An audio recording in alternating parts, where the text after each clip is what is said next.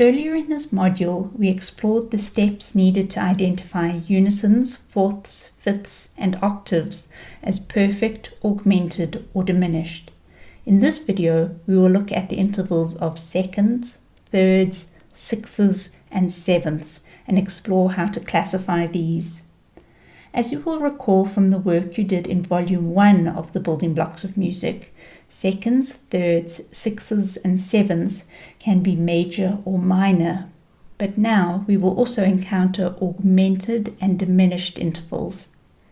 The steps to work out whether these intervals are major, minor, augmented, or diminished are almost identical to those used to work out whether our unisons, fourths, fifths, and octaves were perfect, augmented, or diminished. For our unisons, fourths, fifths, and octaves, we knew that the note that fitted into the bottom note's major scale was a perfect interval.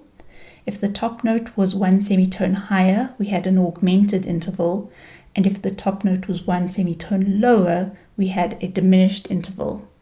Now, for our seconds, thirds, sixths, and sevenths, if the top note fits into the bottom note's major scale, we call the interval major rather than perfect. If the top note is one semitone higher, we will again call this interval augmented. The biggest point of difference here is that if our top note is one semitone lower, we call the interval a minor interval, and we will only have a diminished interval if the top note is two semitones lower than the note that fits into the bottom note's major scale. Let's work through these steps to see this process in action. Here we have four intervals, a second, a third, a sixth, and a seventh.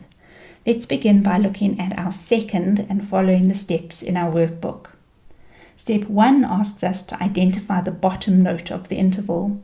Here we have a D. Step 2 asks us to identify the major key signature of the bottom note. By this stage, you should know that D major's key signature contains an F sharp and a C sharp, meaning all other notes are naturals. Step 3 asks us to identify the top note. Here we have an E sharp.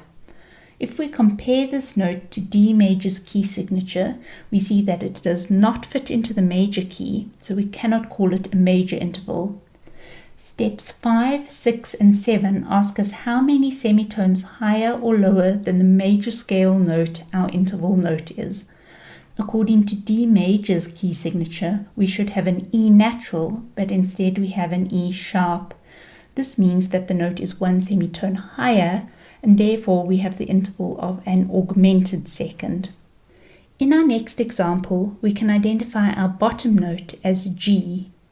G major has just one sharp in its key signature, so we can immediately see that this B flat will not fit into the major scale built on the bottom note of this interval.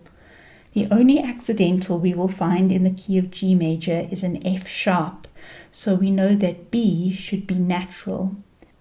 If we think of our keyboard, we can see that the B flat we have is one semitone lower than the major key note, meaning that we have the interval of a minor third.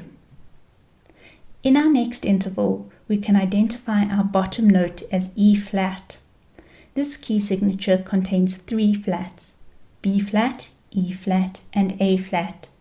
The remaining notes are all natural, which means that my top note, which is a C, does fit into the major key of my bottom note. So here we have the interval of a major sixths. In our final example, we can identify our bottom note as a B. This key has 5 sharps in it: F sharp, C sharp, G sharp, D sharp, and A sharp. Our top note is an A flat, and if we compare the A sharp we find in the major key to the A flat we find in our interval, we will see that this note is 2 semitones lower than the major key note. This means that the interval between B and A flat is a diminished seventh.